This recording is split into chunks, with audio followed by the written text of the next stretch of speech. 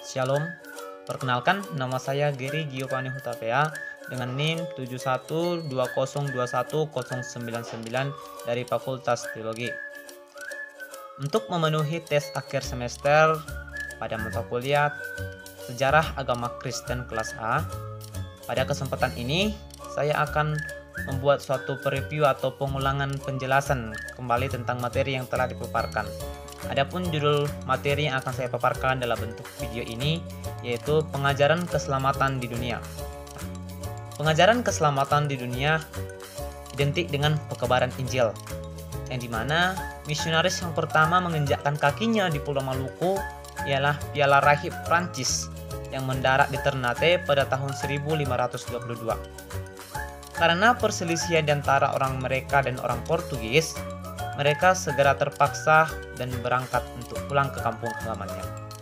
Kemudian, Peter Lan berusaha lagi untuk menanamkan bibit agama rohani Roma di Halmahera sebagai rakyat, dan sebagian rakyat dibaptis. Usaha misi barulah mulai berkembang. Misionaris mempelajari bahasa Melayu.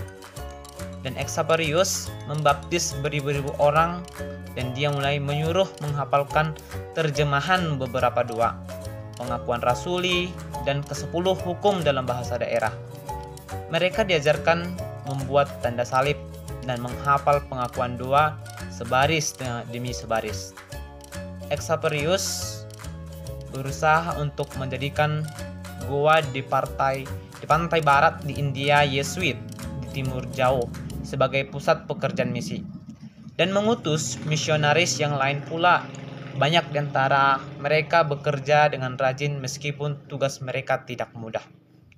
Dan setelah melewati beberapa tahapan dengan kesulitan yang mereka lakukan dan perang agama dan lainnya, kaum Kristen semakin bertambah banyak jumlahnya dan tersebar.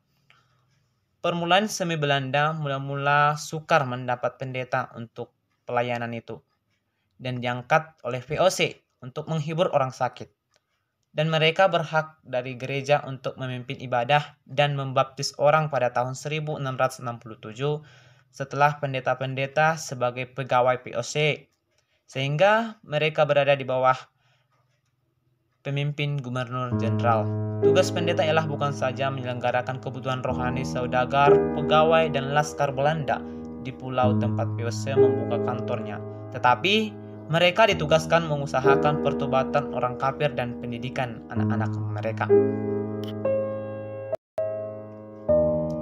Agama Protestan Calvinis mulai disebarkan di Ambon, di Belanda, dan di Ternate, serta di daerah lainnya.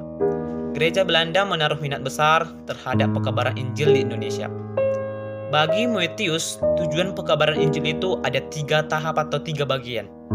Yang pertama, pertobatan kaum kafir Muslim dan Yahudi. Dan yang kedua, penanaman dan pembentukan jemaat-jemaat setempat. Dan yang ketiga, hormat dan pujian kepada Tuhan dan penyertaan rahmat-Nya. Seperti tertulis pada nats Alkitab Yohanes 14 ayat 6 dikatakan, "Akulah jalan dan kebenaran dan hidup. Tidak ada seorang pun yang datang kepada Bapa kalau tidak melalui aku." Bagaimanakah cara kita untuk menerapkan hal tersebut, untuk kita menuju jalan yang kebenaran dalam hidup Tuhan? Seperti tertulis pada Yesaya 59 ayat 1-3,